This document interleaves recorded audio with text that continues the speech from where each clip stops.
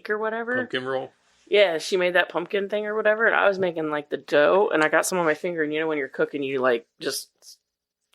I did that, and I about puked in it. I'll eat the shit. I don't like pumpkin anything rolls. from Angry Orchard. I never liked that hard cider beer or whatever it is. I never liked. It's been a that long stuff. time since I've had it. Me, it's too sweet. Yeah, it's too much. The old house, when we were living at the old house. It's the last time. I can't I remember handle- you drank like 1.5, you started getting a headache. Yeah, I can't handle sweet and alcohol together. It makes me sick. Too much fucking sugar. Yeah, like what was it that grandfather's Dew or whatever, Mountain Dew. Oh, yeah, not your grandfather. Not your grandfather's root beer. Yeah. Oh, and yeah, then that stuff They was also too did much. Mountain Dew. Yeah, they did a and, Mountain Dew one too. Oh, did And I drank that, and oh boy, did I I like have a that headache. root beer. Do you? Yeah. I like A&W. Yeah, A&W's not bad. Barks is pretty good too. Mark's is pretty good. So is Mug. I like root beer. Yeah. Root beer is just good. Yeah. It's okay.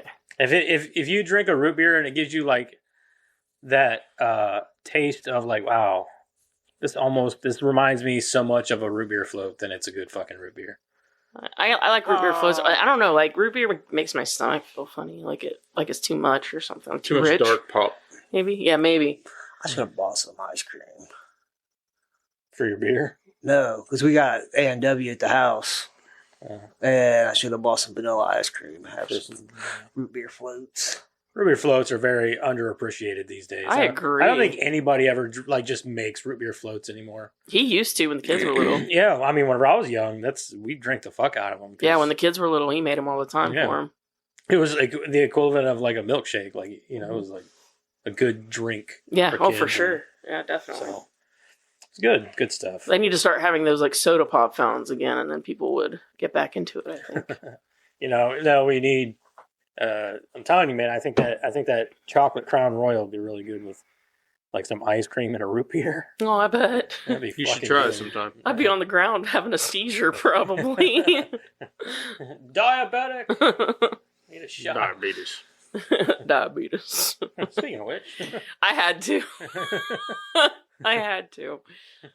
all right. I had no idea what I was doing when I started to put that together, but at the end you're of it, I was like, there it is. there it is. It all comes full circle. If you're wondering, we're referring to the movie this week. Yeah. Anyway, welcome back. Don't forget about some socials. Make sure you like, share, subscribe, all that good shit. Give us some comments and I don't know, man. Like, give us suggestions on what you might want to see in the box, There you go. or anything like that, or dicks in the box. It's my dick in a box. I mean, what's in the box? My dicks. That would be funny. You just take like that dick pasta or whatever. Yeah. Just dump a bunch of it in there so that when you go grab it. That could be funny as a joke. Like every now and then you get dick. Just like a little Right. just drop a bunch of little small tiny dicks in there. You'd feel them though, then you'd know. Yeah. It has to just be. No, we ought to just have a bunch of like the little papers that we have with the movies on them. You just come in the Only a shapes bunch of dicks. them like that. Only on it says you're gay. But it would only be me. Yeah. I don't care. You can call me gay if you want to. No, you'd be like, you just look at somebody like you're gay. Also, it's something for me to Yeah, be able you to could. call Yeah. someone gay. Is Yeah, that I what it guess. is? No, I feel like the dick one's better. You just pull out like a one that says dick on it. We ought to just start doing it to where it's a movie quote from the movie that we're going to do the next week. See who can guess it. Let's see if we can guess it. You pull it out and be like, fuck, I don't even know this one. I wrote it. All right. Well, fuck it.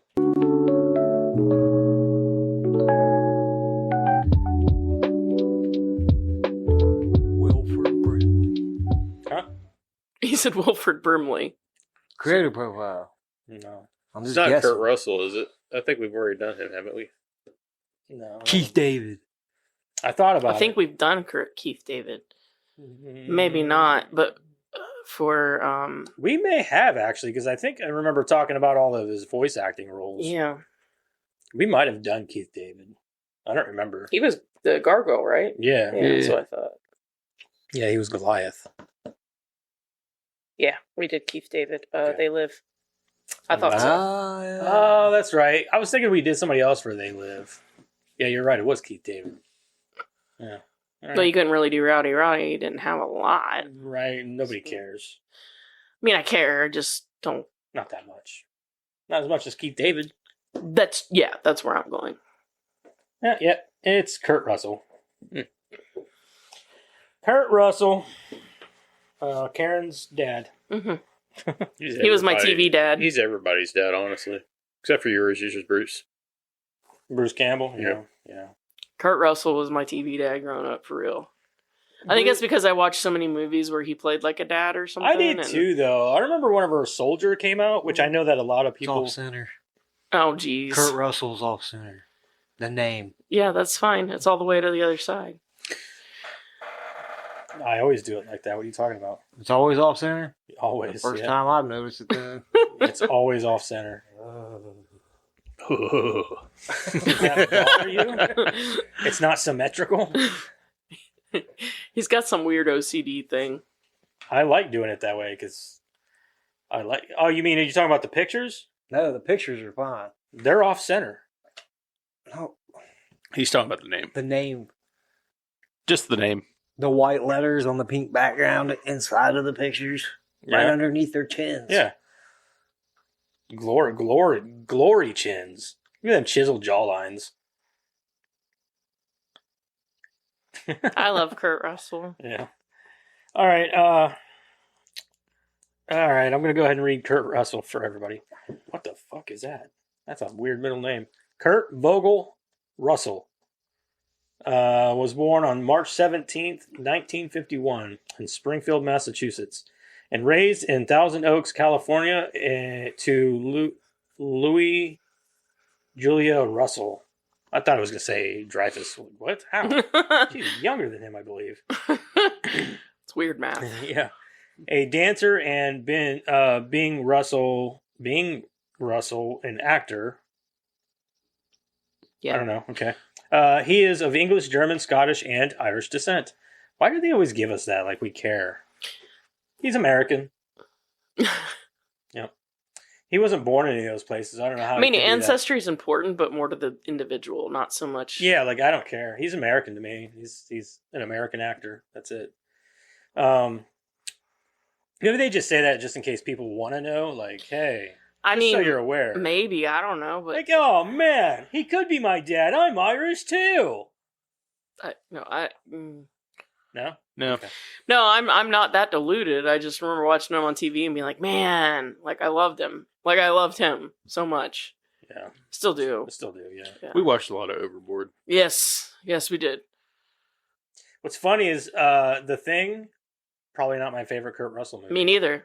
So I love The Thing. It's I do too. fantastic I do movie. too. It's But- one of my top 10 horror probably. Yeah. But yeah, But like Kurt Russell's got he's got a laundry list of movies that I love. There's Yeah. like three that I I, already can know think which of one right I'm now. thinking It's Big Trouble in Little China. That's a good one. New Escape from New York. Yep. And Escape from LA. I don't care what Yeah. anybody says. Oh, yeah. I agree. It's terrible, but it's and then good. Overboard is like my top three. Well, I'm just gonna tell everybody now. Mine's Overboard. Yeah. Forever and All Day. That was the movie that made me fall in love with the guy. It was the first time I ever saw him. Like, Overboard's a good movie though. I loved him so much, and that movie just sealed it for me. So, How many years? and that did was it when take him you and to Goldie watch it? Hawn met each other. I think was on the set of Yeah, that. Yeah, I and believe so. I just love it.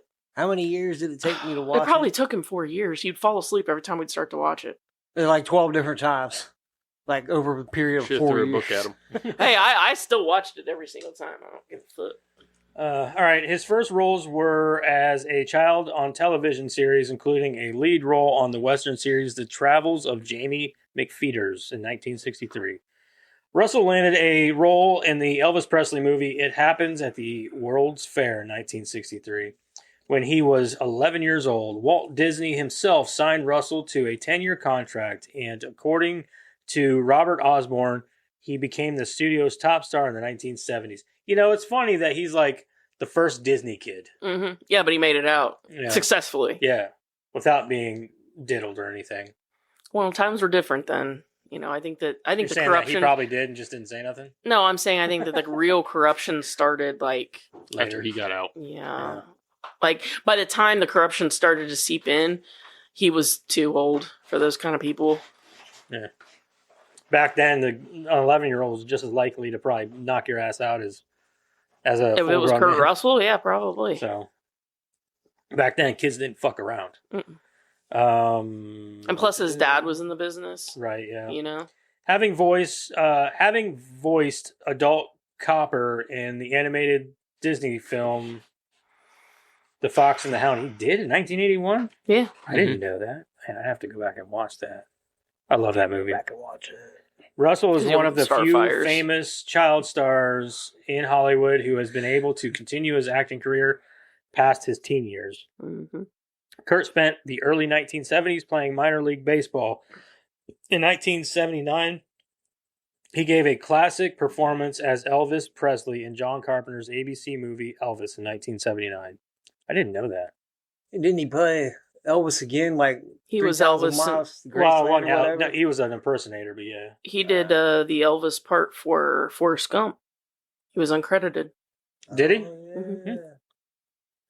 I'm pretty sure. Let me confirm that before Married actress who portrayed Priscilla Presley in the film Season Hubley.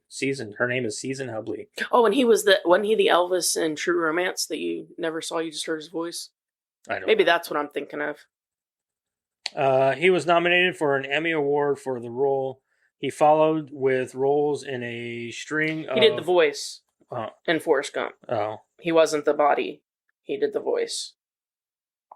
In a string of well-received films, including Used Cars 1980 and Silkwood 1983, for which he was nominated for a Golden Globe Award for Best Supporting Actor in a Motion Picture. During the 1980s, he starred in several films by director Carpenter. They created some of his best-known roles, including the infamous anti-hero Snake Plissken Not in True the Romance. futuristic action film Escape from New York, and later in the sequel Escape from L.A.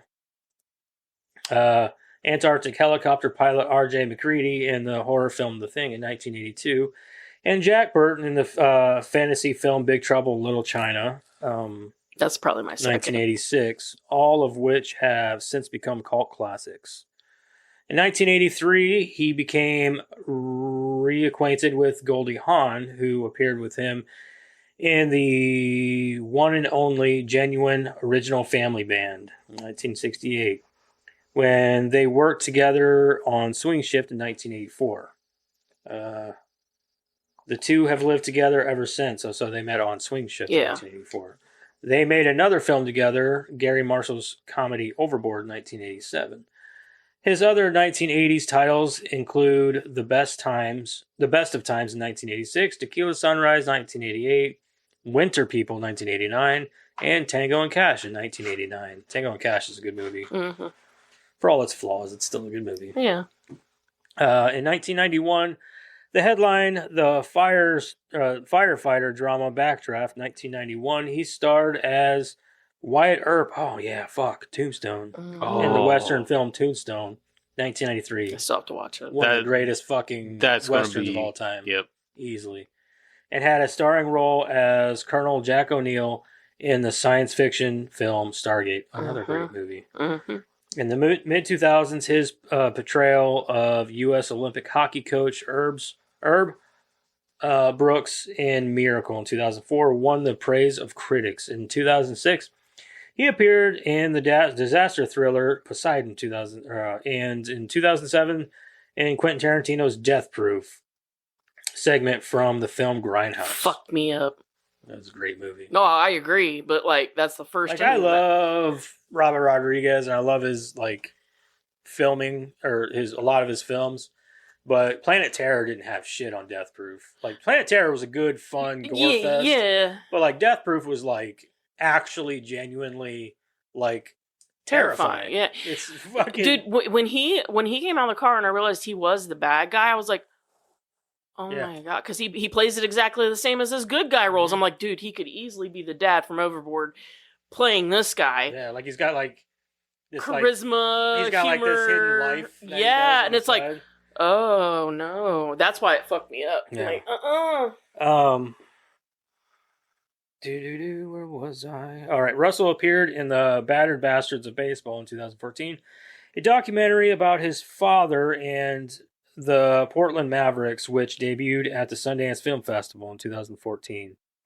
Russell starred in the Western films Bone Tomahawk in 2015. Have you seen that? That is Yeah, that a was great That's a fucking good fucking movie. movie. That is a fucked up movie. Yeah. And he didn't even have have to shave his face for the next one. The Hateful Eight in 2015. Oh, yeah. He had the exact same beard. And he fucked both up movies. classic guitar. He did too. Dude, could you imagine how bad he must have felt when he figured Oh yeah, out? because Oh he my thought God, it like was he thought it was just like a fucking yeah, he thought it was a prop. guitar. Yeah. Yeah. Oh God. He was probably like, oh fuck. I'm so sorry. He also co-starred in the action sequels Furious 7 and Fate of the Furious.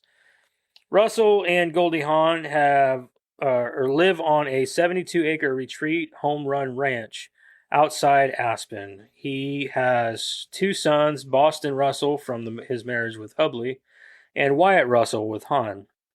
Right, if you guys don't know who Wyatt Russell is, he's John Walker from Wake the fuck up. Yeah, he's been in a lot of shit. He's his fucking dad, up and down with blonde Yeah, hair. for sure. Yeah. Who consider him their You're the father. bad guy in Goon Oh. 2. He also Yeah, he was. raised Hawn's children, actors Oliver Hudson and Kate Hudson, who consider him their father, which is pretty cool. Yeah, I remember watching a speech that Kate gave, and she said, "My dad, Kurt Russell," and I was like, Her real dad must be a fucking loser. oh shit, I used to know his name. He's an actor too. Look it up. I am. Russell is also an avid gun enthusiast, a hunter, and a staunch supporter for the Second Amendment of the United States Constitution. He is also an FAA licensed private pilot holding single multi-engine and instrument ratings, and is a honorary board member of the humanitarian aviation organization Wings of Hope. There you have it. So, dude's well-rounded. That's America's dad right there.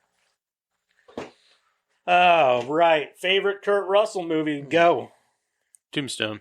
I'm going with Tombstone. Tombstone. That's a good choice, honestly. Yeah, it's It really a is. great movie. He's awesome in that too. Bill Hudson. Bill Hudson, Yeah, he was a musician and an actor. and apparently a loser. I think he gave up custody. Is that what it is? I think, but don't quote me on that. Anyways, How do you compete with that, though? How do you compete with You Kurt don't. Russell? You don't. You don't. No, you don't. Look at that. Look at that jawline. Look at them striking blue eyes. Like if Kurt Russell's interested in you, then you immediately divorce whoever you're with. It doesn't Yeah, matter. I would divorce whoever I was with. You know what I mean? Yeah. Yeah. I mean, he's more like a dad to me, but I'm glad that you feel that way. I would either go with Big Trouble in Little China or Death Proof. If I had Good to. choices. Good choices. What about you, Karen? Oh, I already said it's overboard all day long. I'm not going to change my mind. I'm going to throw one to the wind here, and I'm going to say, man, this is hard. But I'm going to go with Hateful Eight. I really love that movie. Okay. I loved Hateful Eight. I think this might be the first time that all four of us had something different. Yeah. Which is pretty cool. Tombstone's a close one. And Just so shows you is the kind Thing. of varied, Yeah. I I was thinking, I was like, I'm like, this is definitely my favorite movie. I was watching the thing, and I'm like, this is definitely my favorite movie. Nah, it is my And favorite. I got to thinking about it, I was like, but then again, he's got so many good movies. I'm like, thinking about it, I was like, I didn't think about Tombstone, but I was like, Hateful Eight, And Death Proof, while Overboard, McCready- Big Trouble. While McCready stands out, I think it's only because of like the fact that everybody wants to blame him. I don't think it's because of anything to do with this character. That's Right. why, for me, this isn't my favorite Russell movie, because all of the characters kind of blend. Yeah, they If you do. think about it, Yeah. they're all kind of blended together, and I think that's on purpose. And then McCready, he just stands out because he's the last, or you think he's the last. He's No, sort he of is the the hero. last. He is the last. Oh So- yeah. No, I did a bunch of deep dives. Like on the video game and shit. Yeah. So here's the thing, though. Even though we all think we already know an answer, we don't, because John Carpenter has gone on record and said that yes, if you pay attention, there is clearly one that is infected, and then he's gone back and said that clearly there is not. They're both human. So there's no clear-cut answer. And then, like, if you hear Childs tell his part of the story, the only one that hasn't said anything is Kurt Russell, to my knowledge. So, I had heard that the video game is canon to the video game is canon. and According- the video well, game, yeah. Childs froze to death, and Kurt Russell, McCready, he made it out alive. Yes, and they were both human. Yeah. So, yes, that is one thing that John Carpenter has said, is that the video game is canon, but then he's gone on record saying both things at the same time. So, if Right. you're going to use the director, because the director really should know, right? Yeah. So I don't know. There's a lot of debate there. So, But there are some very good arguments for why Childs is the thing. yeah, like the no breath thing, blah blah blah. Mm-hmm. But then he breathes after. Yeah, that's what I thought. I was So- like, so they always show that part where he's like, he's not breathing out any steam, But then he breathes but then you after. see a little bit of steam coming out. It's like, okay, Yeah, so it's And it's that- it what, doesn't but, matter and that, but that because- can be that the argument can be made. It's part of the assimilation. He's figured out that that's a way that, or I say he, but it's figured out that there's a way to figure out. mimic that. Yeah, so it's mimicking it, but who knows? I think it would be a total mind warp to say it was McCready if one of them had to be it. Well, that we don't know if the thing actually needs air to breathe I wouldn't think or so. exist. I guess. No, I Does it wouldn't need think so oxygen? because it's a mimic. That's true. It doesn't act. It's not actually anything. It's just a mimic of whatever it's assimilated. So it's more like yeah, but it's made up of a certain organism. just a ball Does of. that Well, organism it's made up need of oxygen? cells. Yeah, it's yeah. made up of cells. And do those cells need oxygen to survive? Yeah, that's the thing. I doubt it because obviously. I doubt it too, but Well, because like if the core organism doesn't need oxygen, then that explains why its assimilations wouldn't either. right. You know, so you can think of many different things that are parasites that mimic that too. So the core group of cells could be You know why Kurt Russell survived? why. Because he's Kurt Russell. No, it's because there's no way to mimic that fucking jawline. You're probably right about that. Look at that jawline. You can't copy that. Well, they did. Huh? They did. They did what? Wyatt. God did. Not quite though. Not to that perfection. I don't know, dude. There's like, especially times in this movie, he would turn a certain way. I'm like, geez, he paints. It's his son. Lord, have you ever seen Wyatt? Mm-hmm. Oh my god. I remember the first time I saw him too. I think it was on Goon, the second Goon, and I was watching it, and I was like, "Man, that kid looks familiar. I know that kid from somewhere. Man, that kid looks familiar." Couldn't figure it out. I'm like, "Fuck it," I gave up. So I started looking up like what he's been in, and I seen Wyatt Russell, and I'm like, a clue. Looks just like his fucking dad. It does. Hell, he played the younger version. Yeah, and that show on Apple TV. Godzilla. Oh yeah, Godzilla show. on Apple. Monarch yeah. or whatever it is. Yeah. Mhm. He played the younger version. What was that movie we watched with him in it where it was like a military thing, but it was like a horror movie at the same time where they were like Overlord. Overlord, thank you. I had that. God, I love It's a that good movie. movie. That was a good It's movie. a very good movie. I love World War II shit, and then whenever you throw in like Nazi zombies and shit, Yeah. fuck yes, Yeah. yes. So it was good. Yeah. What I was liked that it a one lot. that we watched that was on Netflix? It was a war movie. Don't bring it up because sometime I might pick it. Okay. Ghosts of War. Oh, the one with I know what you're talking about. Billy Zane was in Yeah. it. Yeah, that was a fucking. You haven't seen that one? You should watch it. Never seen it I yet. know how it ends. So then I'm not gonna pick it because that's kind of the point. I know. I was really Watch it. Watch it. It's fantastic. Am I wrong? no. The ending would have. Yeah, I wouldn't be able to get the. You'll never guess. I'll guess probably within the first 15 minutes. No, of you the will movie. not. I promise you. Let's talk about the movie. Let's do that. Okay. All right. This week we watched The Thing from 1982. Two. Karen. 12-man team at a remote Antarctic research station discovers an alien buried in the snow for over 100,000 years. Soon unfrozen, the form-changing creature wreaks havoc, creates terror, and becomes one of them. 1 hour and 49 minutes rated R. Kurt Russell's McCready, Keith David as Childs, Wilford Brimley Blair, T.K. Carter as Knowles, David Clennon as Palmer, Richard Dysart as Dr. Cooper, Charles Howland as Norris, Peter Maloney as Bennings, Richard Mazurek as Clark. That's as far as I'm going. I mean, there's just like a lot of good actors in it. Yeah. Alrighty. What'd you watch? What'd you recommend, Jeremiah? Yes and yes. I don't even have to say it. Of It's a course. no from Yes. Joseph. 100% yes and yes. If you haven't seen this movie, This is one of the best horror movies ever fucking made. It was my pick, so it's obvious. Yes and yes. Mm-hmm. Well, you got to think about Well, it. I don't know. I'm just trying to Dead keep you Don't guys Die geeked. was his pick last week. Yeah, but I've So? seen this before. So. I've never seen it, so you can't judge me on that. Yeah, you can't judge him So, on that. fuck off, piece of Now shit. we all have. So For you better or worse. you don't have Mostly to. worse from the 2.8 that we gave it. Yeah. overall. You don't have I mean, to. I gave it a shitty review, so Yeah, you Yeah. did. Yeah, you don't have to watch it. You did it don't for have you. to. I mean, if you want to torture yourself, Karen and go Jeremiah did it twice for you. Yes, we did. We should probably get a bonus. Don't remember us at Christmas. for it. You got the He's like, All right. So Karen, you gonna read it? yeah, I It's can read not. it. I'd like. It looked longer than I. It's not that long. Which is weird because there's a lot of detail. There's a in lot it. of detail in it. So That's fine. Okay. A Norwegian helicopter pursues an Alaskan Malamute to an American Antarctic research station. As the Americans run out, the helicopter lands. One Norwegian accidentally drops a thermite charge, destroying the helicopter and the pilot. A rifleman shoots at the dog with a rifle. A rifleman shoots the dog with an Uzi, accidentally grazing George Bennings, one of the researchers, in the leg until Lieutenant Gary, the station commander, intercepts his actions as hostile and shoots him dead. right in the face.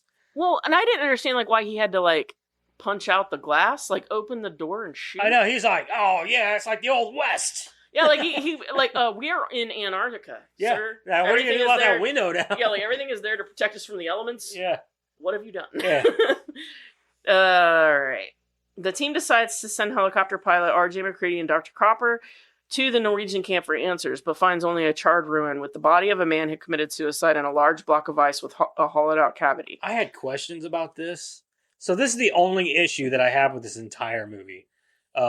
So it literally just happened that day that he was chasing down and then decided, hey, let's go check on their research facility.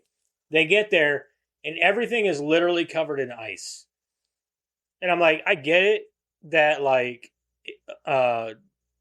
caught fire, burnt down, but where did all the ice come from all of a Okay, sudden? I do actually quick, have an answer for that, and it's scientific. So you might be what I'm thinking is the answer. I might know. it might, but so, first of all, even though the fire just happened, even yesterday, it's going to burn out, right? Right. But then, of course, heat draws cold. So, Yeah. if you ever put hot water in a glass and cold water in a glass So in the essentially, it freezer, melted snow, came down, froze. yes. So, well, kind of. So, if you put a hot glass of water in the freezer and a cold glass of water in the freezer, watch which one freezes first. It will be the hot every time because the steam pulls in the cold, whereas the cold's just going to sit there. And so, hot freezes faster than cold, essentially. Did they think about this whenever they made this movie, or is this something that you like? I would imagine that they probably Put a had. little bit of thought in it, but Yeah, probably wasn't To me, I learned that fourth grade because that was our experiment to do. Yeah. So it's something that I feel like is kind of like a normal, because you see it in everyday occurrences too, like in the wintertime, right? If somebody, has hot breath, you get the steam. Whereas, if you're cold already, there's no reaction in the environment. See, that's Right. where it comes with the Childs and McGreedy. When Childs isn't Breathe. Breathing- You're not seeing the steam. he's been out in the cold. Mhm. McGreedy's been in with the fire and everything, Mhm. so all that heat is into his lungs. Mhm. So when he's breathing, he's letting off all that. But heat you out also of his see body. McCready's nose starting to frost a little bit on the end, whereas Child's isn't showing. Yeah, no, I agree. But that's the difference: is that you can see when something is hot, the environment is reacting to it. When it's cold, the environment doesn't react too much. I wish John Carpenter would put that much effort into every movie he did. The amount of detail and just his direction on this movie is superior. It's superb. I know But his number one. But some of the other movies that he's done in the past, I'm like, what was he thinking? I don't know. I know that his number one requirement to I think his name was Ron Button, the guy that did all the special effects and stuff. Because when they started asking, okay, so this is a monster movie, where's the monster? And he told the guy, he's like, use your imagination, and that's where all the creatures come from. Because his number one direction to everyone was, this is not a man in the suit movie. We're not doing that. I don't care what we do. I don't know where we're going, but it's not a man in a suit. That's why the trailer poster with the guy Yeah. and he's got just like the light Yeah. coming out of Yeah. he hated it. Because to him that was a man in a suit. Yeah. And he hated it. But it is became the stupid. most- I always wondered the same thing. Like, this doesn't make any sense for the movie. Like that cover poster. The other cover they yeah, have the one with the with the faces twisted and face. oh, there was one that had faces in the clouds, like Alien. Oh right? yeah. Yeah, that one I like a lot. There's But another I one do where think it it gives just a says little the too much thing, and then away. there's like in the ice, and it's like a twisted face, and that one makes more sense to me. I'm like, that one makes sense. But it kind of gives stuff away. it does. In the end, Carpenter actually embraced the man one because it did a couple of things. One, it didn't give away anything. And two, it shows that whatever's going on here, the face where we all kind of look and we Something else like is I happening. react to you because of your face, right? Mhm. Like I know you're Joseph because I'm looking at Joseph. But what makes you Joseph, your face there, is manipulated, right? Like Right. it may look like you, talk like you, act like you, but it's not you. So he ended up embracing it later. But when it first came out, he was like, I fucking hate it. So some really smart guy explained it to me. I'll tell you what, though, I did really enjoy that they had the hollowed out ice cavity and stuff because that was pinnacle in the 1951 version because they bring that whole ice block in and then they put it in this room because it's like the coldest room. They don't want it to unthaw. But what they don't realize is that any residual like heat is going to make it in there, right? And so when they find that it's been, thawed enough for it to get out, like, I don't know, it's just a pinnacle part of the original movie. Yeah. I found it really cool that they kept it. And that's outside- also a big part of the prequel too. Sure, I'm sure.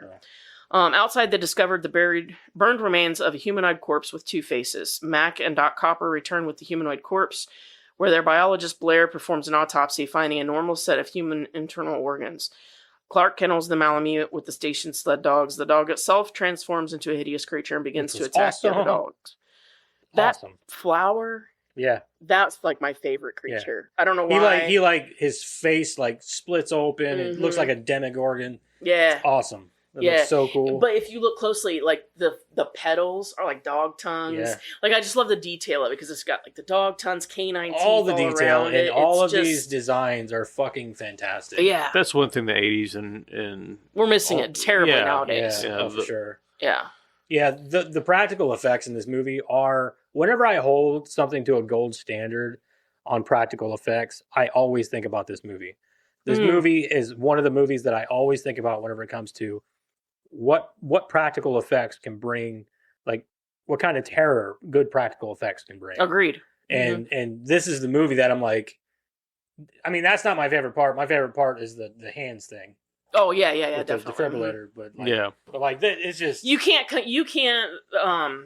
like to me the dog one is the best for looks and detail. yeah. But like And you pure can't. shock. Yeah. 'Cause the Well, first no, time you see I it. think pure shock Well, it's the first time is you see it. the pure shock is the defibrillator scene because No pun when intended. that happens, you're like, holy shit. You know, Yeah. the first time like when you see that flower thing, it's like, oh no. Well, that was like your first like glimpse of. Oh, what's yeah, going- yeah, yeah, You know, I'd be like, definitely. holy shit! Like Yeah. the thing is, so. But as far as like the rest of the creatures, that defibrillator scene gets you every time. I don't care how many times you've seen it.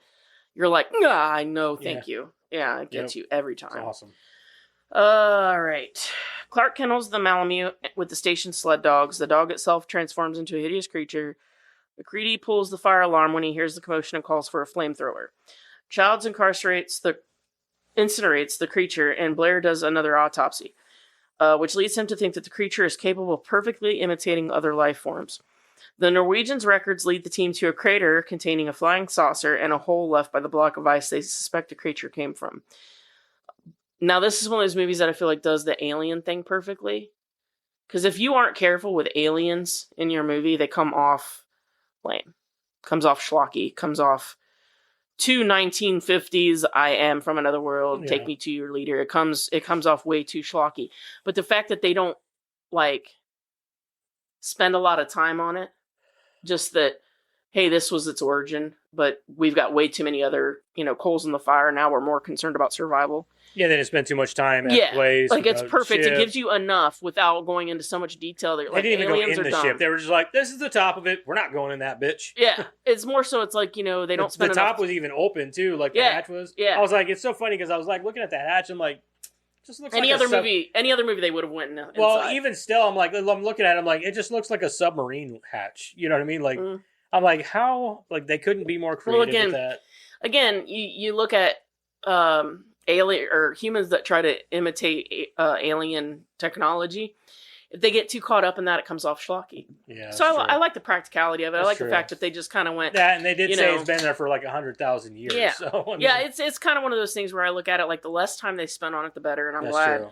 I'm glad And that they they didn't didn't show go it for into very it. long or nothing. So. No, it's perfectly done. I like the idea of like he could have been thrown from his ship or he crawled out of his ship and froze. hmm And I'm like, I'm glad you didn't spend a lot of time on that, and you just It kind of like is- threw out a couple of ideas. It is confirmed though, like that he was the pilot. And he And probably crawled away. Yeah, he probably crawled away Yeah, because that's what I would assume. Is that- yeah, because if you think about like the things that they find in the remake or like we saw in the original, the things that they find in there denotes a creature that was both intelligent and piloting its own. So the theory would be that there was something wrong with the ship and that's why it crashed. Mhm. But Blair becomes suspicious of the others and withdraws, calculating that if the alien escapes to a civilized area, all of Earth will be assimilated in a few years. Fuchs Yeah, it was like 117,000 hours or something. 27,000 hours, which 27. translates to about 3.5 years. Yeah. Fuchs secretly tells McCready that he is worried about Blair, and that according to Blair's journal, the creature's dead remains are still active on a cellular level. They warn I everyone. want to stop you. So that 27,000 hours, I love the practicality of that because a lot of movies you watch with these like human assimilation, Yeah. they're like, and they'll have the whole world taken over in a matter of weeks. Like weeks seems a little excessive. Mhm. You're gonna spread that fast, like Well, part of the reason that it would take so long for this is the part where it's got to be concealed yeah. until a certain time, right? Because like if you get enough of them taking over the world, what are you going to do at that point? But at the beginning, especially, secrecy is number one. So Could you've you got to imagine a world like where you've got the people and then like the paranoia that goes with that, and how many people not- would be called crazy at first? Yeah, and then you've got like not only the paranoia and everything, but the effects of that. Like whenever you actually find something out, they turn into one of these things. They do a great job of that in the microcosm of the station. The Yeah. paranoia, all of that stuff See- happening on a smaller. Yeah, could you You know. imagine that large scale? I mean, Right. it would be a hard feat. Don't get me wrong. That's where I think the alien ship came from. I think the thing basically was taking over that planet, and they were trying to escape it, Yeah. and the thing got on that ship. So that's part of the thing too, is that they talk about Blair, especially the amount of DNA and things that he found in there. Because you think about it, like, okay, so for us, when we see those creatures happen, it has parts of other creatures, right? So like when the head falls, when Norris's head falls off the table and he becomes like this weird spider thing, Mhm. but the spiders almost look like crab legs. Yeah. So it's not exactly a spider. It's not exactly Norris anymore, but it's not exactly a crab either. It's like it's confused in these like transition phases. But again, it points to what Eric's saying is that we're not the first planet that it tried to take over. We're not Right. the first time that this has And happened. so what you're seeing is possibly other life Mhm. forms that it's sort of mimicked like at the before. end of Terminator 2, where he With gets the put and he just T-1000, becomes all the Yeah. different things he's tried to be. Yeah. You know, He goes into panic mode and Mhm. like, okay, well, I use this because Yeah. this is this is is a gonna great get me out of here. this is a great faster or whatever. escape Mhm. mechanism. Mhm. So Mhm. like, why not 8 legs to get out of here? Correct. Yeah. They warn everyone not to share food or drink and to avoid being alone with the creature, which has been brought into a storeroom. Bennings is assimilated by the creature, but he is caught outside by the team before his metamorphosis is complete. Let me tell you, the first time I heard the scream come out of that thing gave me chills for days. Yeah. I love that they catch it too before it can fully assimilate, Mhm. and like you see its hands are still. And its eyes. And its eyes. are I'm just- like- Completely deadpan. It's Mhm. so cool, dude. I'm like, Dude, that's one of my favorite scenes. because they could have just been like, he's fully assimilated. The only thing that what I mean. They Like, just know because they caught it. Yeah, Yeah. but like they just know because they caught it. But yeah, instead they're like, we're gonna give this guy awesome hand prosthetics, and Mhm. yeah, Yeah, I Why love not that's go one probably step farther with it. it's like one of my favorite scenes because of the simplicity of it. Yeah. The guy's got like, mechanized gloves essentially, and his eyes are just really wide and dead. And it's just like, man, the simplicity of that is terrifying. It's like I said, when John Carpenter does it, he can do it good. True. McCready burns him to death before he can escape. They realize Blair is conspicuously absent just before McCready observes him running inside. They discover he has wrecked all the transports and killed the remaining sled dogs to prevent the alien from escaping. The team subdues him. Well, see, that's funny because I always thought that was the reason too, that he goes crazy and he gets rid of all that stuff because he knows the end result. He saw it on the computer. We're just gonna die here. We're all gonna die here. That was always my reaction to Blair was like, he's doing this because he wants to prevent it from happening. Yeah. Right? But according to John Carpenter, Blair was already infected at that point. See, I don't believe that. I don't believe that because I like to think that he was still him Yeah, he did all that. He and was then assimilated sometime when he was out there by that's himself. what, yeah, and that's why he was like, "I'm better now, man. Yeah. I'm better." Yeah, and he exactly. wants to I think come it happened inside. before that because Yeah, that's what I'm thinking. Is that like at some point? Yeah, I guess like this is so Carpenter said that he was assimilated before that, and then when a bunch of the actors and stuff were like, that doesn't make sense, he changed his mind. But it's just strange to me that such a great director, who usually most directors know 5 steps in. With this movie, it seemed like he worked better when he was flying by the seat of his pants. Right? Do you think maybe it was an accident? Like this whole masterpiece of a movie was an accident. Mm-mm. Well, I mean, just like he kind of like No, I think like you that, said, flew by the seat of his pants, but like he made a lot of these like mistakes, what he thought were mistakes, but were actually great decisions. well, no, I can't think of any like mistakes he made. Just more so like I think to me, he thought they were mistakes, where we thought they were great decisions. oh, like the trailer poster that wasn't really his call, but well, yeah, like the one thing backpedals he did win on was the ambiguous ending well, what I'm saying because is like, everybody kept he saying like, he oh, backpedals on a lot of things that he said in the past. oh yeah, no, that's probably dementia. Maybe. Dementia. I'm No, gonna it's go with because that. of all the weed he smokes and all the video games. It might he have plays. been, yeah. He's got a video game coming out. Well, did you know that him and Russell spent the majority of their downtime playing Pong? I believe that. They were just playing video games the whole Yeah, time, probably. which is fun. But Yeah. That's all No, he does now is play video games. I don't think it's an accident. I think that over years he's probably changed his mind, forgotten that he changed his mind. So, shit like that. Yeah. I'm not too concerned for, because to me, when a movie is this iconic and this cult classic-y and you're going to have theories, right? And most of them point towards Childs. So let's just go with it. Yeah. Because at this point in time, you're never going to get a real answer. You might as well go with the answer that makes the most sense to you. Right. Right? I also so it's funny because he's got this game coming out, right? It's called Toxic Commandos, I think it is. And it looks awesome. If it's on my Steam list. I will right tell now. you one of the It's things. it's not out yet. It still hasn't been released. One of the things that I always loved about John Carpenter was not the fact that he was this iconic director, but he usually did his own scores. Yeah. And this one he didn't. I have like a whole album of his scores that he never used. Dude was amazing. Yeah. Like you talk about an artist, he was an artist, even with the music. Like, woof. Okay. They realize Blair is conspicuously absent just before McCready observes him running inside. Determined to learn who is infected, they discover the blood stores have been sabotaged before they can perform a blood serum test Copper recommends. And the paranoid men begin to turn on each other, especially Windows, the radio operator, and Palmer, the backup pilot. McCready takes charge and orders Fuchs to continue Blair's work, but Fuchs disappears when the power goes out. As the storm closes in, McCready, Windows, and Knowles continue to search for Fuchs outside. When they eventually discover him burned to death, Windows goes back to tell the others, and McCready takes Knowles to check out his shack where the lights have mysteriously come on. On the way back, Knowles cuts McCready loose from the tow line, thinking he has been assimilated when he finds a torn shirt with McCready's name on it. As the team debates McCready's fate, he breaks in and threatens to destroy the station with a bundle of dynamite if they attack him. In the course of the standoff, Norris and Knowles unsuccessfully attack McCready from behind, causing Norris to apparently suffer a heart attack. When Copper attempts to revive Norris by defibrillation, his chest gapes open and closes like a giant mouthful of teeth, biting off Copper's forearms and killing him. MacReady responds by incinerating the creature's body, and then its fleeing head severed before ordering Windows to tie up everyone for a new test.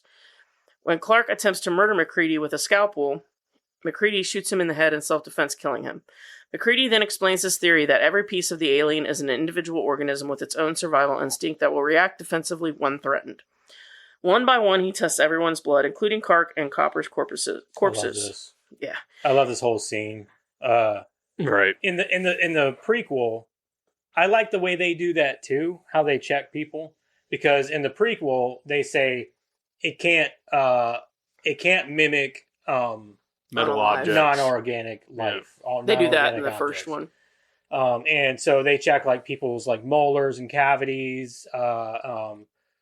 There's a lot of different things in the movie. In the first one, they had all these files on everyone because it was a military operation. And so they went to the files and they're like, okay, so this person has a tattoo on their upper thigh. yeah, Or like this person has a metal plate in their knee or, shit like that. And that's how they're testing. Which for the 1950s makes sense because it's more kind of archaic. Like, how do you check for someone's like metal knee plate or something, Right. unless you cut them, right? So it's really cool that they kept that feature though. I really do like the fact that they kept that. a non-organic thing. Yeah. And that's the one thing that is kind of the teardown for Childs being the one because he still has his earring in. Yeah. Now, the one thing I can say is that perhaps it's learning again. Maybe it took the earring from him while it was assimilating him. And that was another thing too, Yeah. because in the original, or I mean in the prequel, Prequel. even they bring that up at the end. Yeah. And I don't know if he has an earring or if it's on the He other had ear. an earring in this ear, but when she asked him, well, it's how I knew you were human and is because you had your earring and you don't have your earring, or did your earring fall out? And he keeps checking this ear, and she's like, it was on the other ear. Then she kills him. Yeah, that's what it was. yeah. So maybe it learned from the prequel into the. And it fucks you up, doesn't it, when you realize that? I Yeah. don't know, man. Yeah, maybe Childs was like, well, I fucked up before on this earring thing. I better put this earring in. Yeah, like it's learning, right? Like that's the whole But point. it's not the same organism. Like it's a different. It's Well, that's a good it's point not- too. But You know I what I also mean? believe that it's all one organism. Yeah. Kind of like Yeah. a hive mind. so it would have to Yeah, have hive some mind, sort of yeah. telepathic. Yeah. Like it's all one organism. It all learns together. That's why it's called The Thing and not Many Things. Yeah. It's Many it's things. Many Could you imagine things. if it was called Many Things? All the things. All of the things. I'm not interested in seeing that. As the team debates MacReady's fate, he breaks in, blah, blah, blah. When Copper attempts to revive Norris by defibrillation, blah, blah, blah, MacReady responds by incinerating the creature's body, and then its fleeing severed head before ordering Windows to tie up everyone for a new test. That's where we're at. Yeah. When Clark attempts to murder MacReady with a scalpel, MacReady shoots him in the head in self-defense, killing him. MacReady then explains his theory that every piece of the alien is an individual organism with its own survival instinct. One by one, he tests everyone's blood, including Clark and Copper's corpses, with a heated piece of copper wire. They are still human, except for Palmer, whose blood flees from the hot wire. Exposed, Palmer transforms and begins mauling Windows, to Did forcing you notice MacReady. the blood like moving Yeah, away? how it moves away. Yeah, so And that's kind of goes to what he's saying, is that it's all an organism. All Yeah, of them so- are alive, and they're all, like you saw the regular blood just staying right where it was, and then pieces Yeah, of it. the cool thing about it though is, so one of the things that fucked me up is, MacReady killed that dude. Mm-hmm. He was human, and they're like, that makes you a murderer. He didn't fucking care. No. Well, and in I that don't care. in that case, what was he supposed to do? Yeah, I mean, what do you? I mean, do? honestly. Yeah, So, I'd probably do the same thing in his shoes. And I think any normal person, Mhm. anybody under all that stress like he is, would do anybody in the exact same thing. position. I He told doesn't him back know. to fuck up. I said I'd kill you. Yep. And he Like, proved his point yeah, when he shot that dude in the face. Well, he doesn't know. You know what I mean? Yeah. Yeah. How can you make an educated decision when there is no education to be found? Yeah. So, you do the same thing. I don't care what anybody says. I don't And the care. child's like, that makes you a fucking murderer. And he's like, There's always "Oh, that. well, I'll there's, kill. I'm just letting you know, I'll But kill see- you. But see, that goes along with my whole person in those horror or those zombie movies. It's always like, oh, but how could you just kill him? Because bitch, right? Yeah. Because it's You- usually you- fucking It's either women. him or me, dude. Like, Right, like that's the same scenario. I'm sorry, I don't look at him as a murderer. I look at him more like Clark should have sit the fuck down. Yeah, sit down and shut up. You don't want to die, and you know you're just human. let me conduct this fucking test, and if you're good, you're good. That's it. Yeah, just fucking You have nothing chill. to worry about. Yeah, Just exactly. Okay. Me, that'd be me sitting back like, nah, dude, I'm good. Go ahead, test my blood. Mhm. And then whenever you're done, get me the fuck out of this couch. Get me off this bitch. No shit. Leaving Childs on guard, the others head out to test Blair, only to find that he has tunneled underneath the tool shed. They realize that Blair is now the Thing and has been scavenging the equipment he appeared to destroy to build a small escape craft, which is kind of like on point for John Carpenter's theory. But at the same time, the other things don't make sense. So my guess would be that his tunneling and stuff was more to get those parts after they had been destroyed. I don't know how long they were in this place, but this motherfucker works fast. Oh, yeah. He works fast. Well, you'd have to, right? Yeah. I mean, yeah. Discovering that Childs is missing and the station's power generator has been destroyed, McCready deduces that the Thing now intends to freeze itself until a rescue team arrives in the spring. They decide to dynamite the complex, hoping to destroy the Thing. While setting the explosives, Gary is killed by Blair, and Knowles disappears ambiguously. Which is funny because Null's death was actually filmed 3 different times in 3 different ways, and each time test audiences laughed at it, so they just left it ambiguous because of whatever they were deciding to do. Which kind of sucks, but I did like the part where he put his hand and just morphed into his face. and it and just, then and it just goes in, and then he walks away dragging it. Uh-huh. I'm like, dude, Blair. assimilated. No shit. Blair transforms into a much larger monster and attacks, destroying the detonator. But McCready still triggers the blast with a stick of dynamite, destroying Blair and the base. Wandering through the burning ruins, McCready encounters a returning Childs who claims he got lost in the storm while pursuing Blair. The two discuss their distrust of each other. That was really hard to say. Discuss their distrust. And prospects of survival, eventually deciding to wait and see what happens. McCready offers Childs a bottle of whiskey and chuckles after he drinks it. I wouldn't be drinking after him if I had an idea that it could be him. Or if you were the Thing, you'd laugh because they did. Yeah.